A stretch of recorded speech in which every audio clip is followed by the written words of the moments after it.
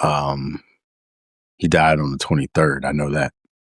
So I guess 5 or 6 days ago. So I want to talk about grief. I want to talk about life after death. I want to talk about how our minds try to make sense of things that are probably nonsense. And I want to talk about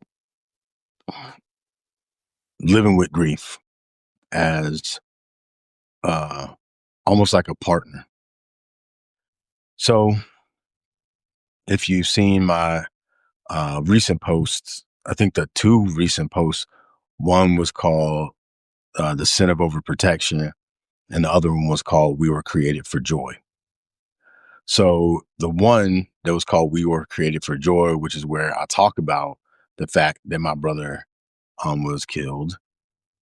Originally, I started writing it just as a reflection on the Christmas season itself and how people try to find some happiness, which is not exactly joy, in the Christmas season, and some of it's obligatory.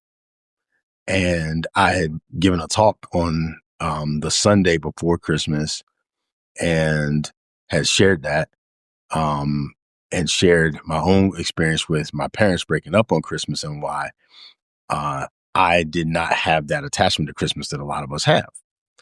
And so that would have been enough. And I had this sense of frustration, and I'm going to write some stuff about this later, but some frustration with some of the obligatory things that we do in our society where people basically think that you're supposed to feel this way on this certain day because somebody made up a holiday. And that's never been a thing for me because of my parents breaking up on Christmas. So I was already going to write about that. But I was also going to say that there's a joy that transcends these moments, and that how by leaning into joy, I can join people when they're trying to be happy on these holidays and being this like, you know, fake holidays stuff. But anyway, I don't want to call it fake, but for me it is because I never had this Christmas thing.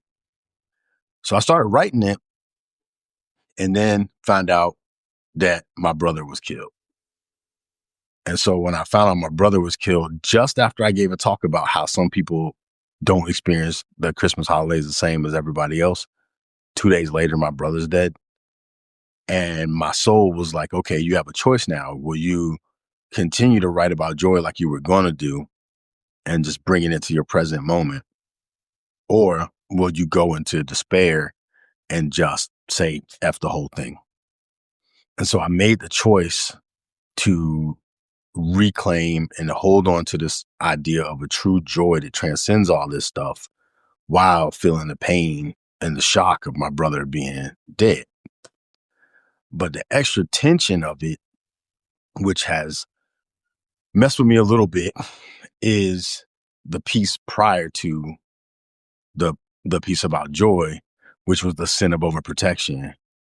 Because I wrote the piece, the sin of overprotection, because I was trying to keep myself from calling my brother and giving him a speech about why he should leave this person that he was with. Because I had already given him that speech. And I felt this tension because I didn't want him to feel like he couldn't talk to me because I was going to be the older brother and always trying to tell him what to do. And I had this experience in a class I was taking where my instructor had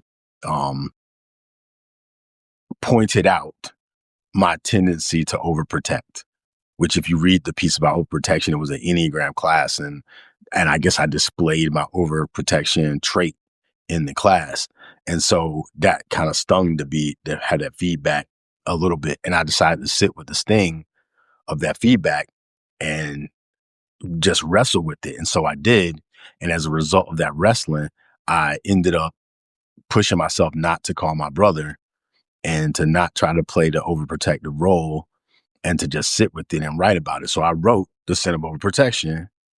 And then 10 days later, my brother is dead from the very thing that I was trying to not make myself say to him again, which he already heard from me more than once. And so I have to live with that. And I don't blame myself. And people have told me, you told him, you know, and he had to make his choices. And that's true. But it doesn't change the linearity. It doesn't change the idea that that I like legitimately chronicle my decision to not call him. And I got this thing where if I see something that looks like one of my siblings' initials, I just contact all my siblings. And so I saw one of my brother's initials several times on certain days like a week and some ago, 10 days ago. No, well, now it's been like 2 weeks. And so it was just like, okay, call him. But I decided not to contact my younger siblings, but to only contact my older siblings because I don't feel that protective energy over my older siblings. Because I was the oldest in my mom's house and I had two older siblings from my dad. So I called them because I don't feel overprotective over them. But I didn't call my younger siblings because I didn't want to, you know, play that role. So now my brother got killed by the girl that I told him several times to not be with. There's nothing I can do about it. What I can find in it, and what I said in the piece about joy, um, is this other mystery that I don't understand, which is all the pieces that led to me not calling him is one thing. But then the night before he got stabbed, or the night that he got stabbed, I was reading a book about facing your own death and having these visions in my mind that I was going to get killed. And in a way that he got killed. Don't know what to do with that. Then the next morning, I was going to listen to Mere Christianity by C.S. Lewis, which I read, once or either one every other year, or sometimes a couple of years in a row. And I was going to do that again, but I was going to listen to it this time because I bought this audiobook series of his collections. And then something said, no, I'll just listen to The Great Divorce. And I did. And in that audiobook, it was a story about a guy who went to heaven after murdering somebody, and it was him murdering the person what made him realize that he was lost in his mind. And then he was able to kind of heal through that. And he was getting criticized by another person saying, you don't belong in heaven because you murdered somebody. And I'm asking myself, like, well, if somebody murdered somebody I cared about, would I be able to forgive them? I'm literally working on this inside of myself from this audiobook, not knowing my brother's in surgery, fighting for his life from getting stabbed from this woman. And then I'm talking to my wife on the phone. I said, and the night before I told her, I don't feel good. I can't breathe. Next day, I'm like, man, I don't know what's going on with me, but I can't breathe. Right. 20 minutes later, my cousin calls me and tells me he's dead. That's craziness. And on a certain level, I feel like my soul was preparing me for this thing. So I've been crying a lot, which is not my normal way of dealing with things, honestly. Normally what I do is I'll cry, but I won't do it in front of people. Like normally I'll go hide somewhere, lock myself in a room, go be in the dark, just like stay by myself until I can come out, you know, but I haven't been doing that this time, which has been interesting for my family, for my wife, for my kids. My kid literally told me like, Dad, I don't even know what to do because I'm not used to you crying. I don't even know what to do right now. And so this has been an interesting experience for us as a family, seeing this shift in me. My normal way is I feel angry first, and then I walk myself back from the anger, and then try to like process it by writing, which is what I normally do. Is I take that anger and I translate it into something through writing and work my way to a more manageable feeling. That's just how I roll. So, this time I've been doing it differently. And another thing that I did differently, which has been really interesting, is our mom used to say, she said it to me when I was younger. She used to say the past and the present and the future all occupy the same space and that there's no separation. And this like thing we call time is like an illusion, right? And so I noticed that when friends started calling me who I haven't seen in a long time, and I've only talked to them. I haven't talked to them in sometimes in decades. And we talked about my brother and, went through the feelings and things like that. It felt like he was alive because I was talking to people that only knew him a lot, and I was witnessing that arising inside of me and just kind of dancing with that. And so I was just like, man, it's weird. Like if I think about like talk to people from the old neighborhood, I can only imagine the old neighborhood and imagine us being alive and I'm in a different place, in a different state of consciousness. And so I decided to do something to kind of play around with this idea that the past, present, the future all occupy the same space. And so in reality, even though my brother is dead in what we call the present, like that life that he's lived in the past is also eternal. Like it still exists forever. And even though his bios, his physical body is not functioning, living in this time, it's like he's still alive in some kind of way, if that makes sense. And so I tried something very like interesting is I just like basically sat there and like I woke up in the morning and I was having trouble sleeping, obviously. And while I was laying in the bed, I decided that I would just uh, imagine talking to him in our living room when we were younger. And so I just said to him, hey man, you're gonna die young, bro. Like you're gonna die before me. You're gonna die when you're 47. And there's nothing I can do about it. But I'm gonna try anyway. I'm gonna try to protect you. I'm gonna tell you, don't do this and don't do that, even though you're not gonna want to hear it from me. But it's always gonna be love, and that's why I'm doing it.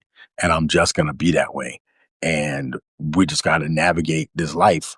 And it's just going to play out that you're just going to die anyway. And there's really nothing I can do about it, even when I warned you. And this is real life now. I literally told this dude, I don't want to hear that something happened to you because you keep dealing with this woman. So, so in the like meditation or whatever you want to call it, I said that to him, told him everything, what happened to him and stuff like that, and how he was going to leave. And in this version of him, in my imagination, he was like 11, 12, something like that. And then he says, is that's how it's going to be? And I said, yeah, man, it's really nothing we can do about it, but just like love each other until that time comes. And that's just it. So I said there, my imagination got away from me. And when I was a kid, I used to do that. And I remembered, I haven't done it in years, but when I was a kid, I used to have I would sit in a chair and like imagine different scenarios. And then at some point, my imagination would get away from me and just like stuff that I wouldn't even think of would just come up. And so that's what happened in this time. And then he was just like, well, I'm just going to try to live my life then, man. If I'm going to die at 47 anyway, I might as well just live my life the best I can and deal with the stuff I got to deal with. And so he did, and all of a sudden, a lot of the decisions that he made that didn't make sense to me made sense in the context of a person who knows that their time is limited. And I've been talking to different people who talked to him recently, who all of us would agree it seemed like he was on a farewell tour when he was like visiting with people. One thing that's sad is I was in his area a few months ago and we were supposed to meet up. And then he was out hanging out with somebody and he was in somebody else's car, he said. So he never showed up. And I was, disappointed. And my wife told me I could stay another day and try to meet up with him. But I was just like, man, I'm always like, no, anyway, I decided not to do it. And there's some regret there. But I just kind of went through that process. And then at some point in that process, what was crazy is some woman showed up and started hugging me and let me cry. And I was like, I could feel like it was almost real. And it was this white lady. And I was like, who is this? Like, I could feel the person. And I was like, who is this? And then it hit me that it was my first stepmom, the woman that caused my mom and dad to break up on Christmas because she made my dad choose and he chose her. And I was like, yo, is this my stepmom? And she and my dad broke up when I was like 13, 14, something like that. So I'm 50 now, and she's dead. But then it's like, what's crazy is I was like, I would have never on my own chosen her as a person that would put an embrace on me to let me grieve my brother's loss. But it, for some reason, it did. And it was like a weird full circle because she was the person that kind of effed up my first conscious Christmas. And then in this, and it could have been my brain conjuring up. I'm not saying it was like a really mystical, magical thing or anything. It's just wild that that's what happened. And I felt like my stepmom was was holding me, even though she was the first person to make me not give a crap about Christmas. So I don't know what to say about that. I don't even know why I'm sharing it 100%. Maybe this might serve somebody. But what I got out of it is this remembrance that, you know, life is interesting. Last thing I'll say, and this might make me sound woo woo, but I'm about to come out as more woo woo than I sound right now, is if I think I said it in one of my writing posts, but I'll just say it in this one. My little brother was born on the same day that my granddad died, um, back when I was almost 4 years old. He was born on the same day in his body. He was born in the hospital my granddad died in. My granddad died and they took his body to that hospital. But what was crazy is before my granddad died, I was like, I didn't want to leave my granddad, and my mom and my grandma made me go with them to this place called the Pottery in Williamsburg, Virginia. And I was like, why did they go? I want to stay with granddad. And they were just like, you acting like you're gonna never see him again. And I was acting the fool, and I never saw him again alive. But they said, you act like you're never gonna see him again. And I still remember to this day, because then when we dropped my grandma off, I said, well, let me go see granddad. And my mom, for some reason, was like, no, we're gonna see him later anyway. Just stay in the car. And I was like, come on, let me see granddad. She was like, no. So she took us home to Churchland, which was probably about 10 minutes from my grandma's house. And then we get in the house, my uncle's on the phone because he was staying us at the time. And my uncle, we walk in, and my mom, he had his look on his face, and my mom said, what? He said, Daddy's dead. Just like that. No, sit down, take a minute. He was just like, Daddy's dead. And then my mom said, you lying. Don't say that in front of Pedro. He doesn't know what, and my uncle said, he doesn't know what dead is. And I was like, yes, I do. And I snapped because I told you I go to anger first. And then I just like knocked over the glasses, and I'll never forget. This is how real this was for me. The glasses were from Florida, because my mom had gone there on active duty when she was in the reserve. She had like 2 weeks duty, and she brought these glasses back from Florida that had little oranges for the face. And I still remember to this day because I smashed those joints. And then I was like, and I was real mad and like just pissed. And I cried, and everything, and went through the funeral and everything. And then I remember when I cried at the funeral, the tears were burning my face.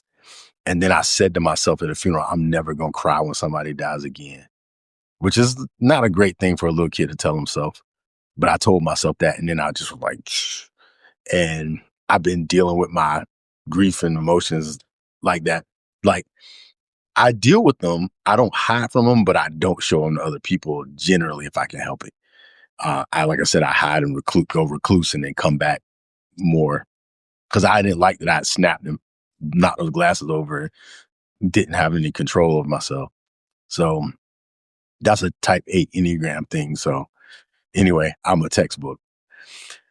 Thanks for whoever listens to this. I'm obviously processing. So all this to say, when my cousin called me to tell me that my brother was dead, he said it the same. He just was like, hey man, nothing to do but rip the Band-Aid off. Your brother's dead. And I was like, this is terrible. So, and I always thought that my brother was my granddad came back to try to be with me because he knew I wasn't handling his death well, you know. And it took me all these years to process all this stuff. And right when I get to this place where I'm just like, I'm processing this, I'm healing my overprotection stuff, and I'm just going to live my life like as open as possible, then my brother leaves. Does it mean anything? I don't know. What I do know is that now I got grief as a companion. I know it's going to sneak up on me because it does. And I know that I have to live with it. I had to, you know, I can't answer the questions like, had I called him, would I have saved his life? Even if I did, he stayed with her all these other times when I told him not to. So doesn't mean anything. Do I hate her for doing what she did? I don't even, because she already showed herself to be that type of person, and she did what that type of person does. So how am I going to hate somebody for being who they were when I asked my brother to stay away from who she was and he made that decision? So I have to respect it. In the grand scheme of things, with this idea of past, present, and future occupying all the same space, I feel like that's going to be something that I'm going to also walk with for the rest of my life and handle a lot of things differently.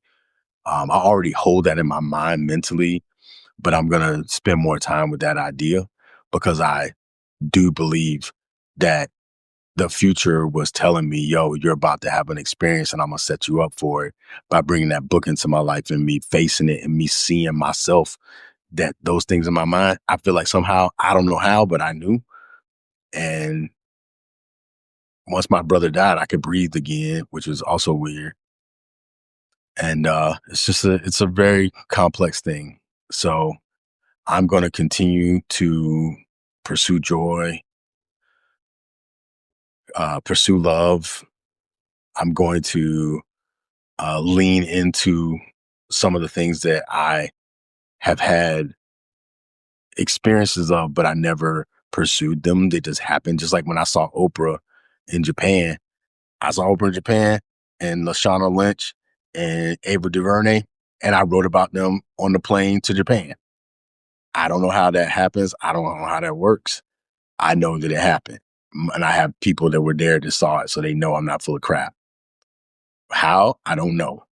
But I think I've come to a point in my life where at least I'm not going to try to force it or cause it, because all of it's happened without my control historically anyway. What I am going to do is embrace it and lean into it and let it guide me more than I have in the past. And maybe just letting go of this overprotection thing of trying to like tell other, because no one ever cares. Like when I try to tell people, like, don't do this, don't do that, and I try to protect them, all they do is decide not to talk to me, you know, because they don't want me to tell them what they already know. And so I got to honor that and figure out who I'm going to be without this role. Because I already know from my brother there was nothing I could do, and there's probably nothing I could do with anybody else but love them. So that's what I'm going to do. I'm going to love folks. I'm going to love myself, which I do, thank God, and create. And hopefully this grief will serve, and somehow, um, somehow love is going to show itself to be the undisputed champ in this life. And I know there's a lot of things that have frustrated me over the years, things with religion and politics and stuff like that. But the way I'm feeling right now, I don't want to give any more of my energy to that in that kind of way. I just want to live the truth that I know is true, lean into some of these things that I can't explain, not chasing them, but just being with them.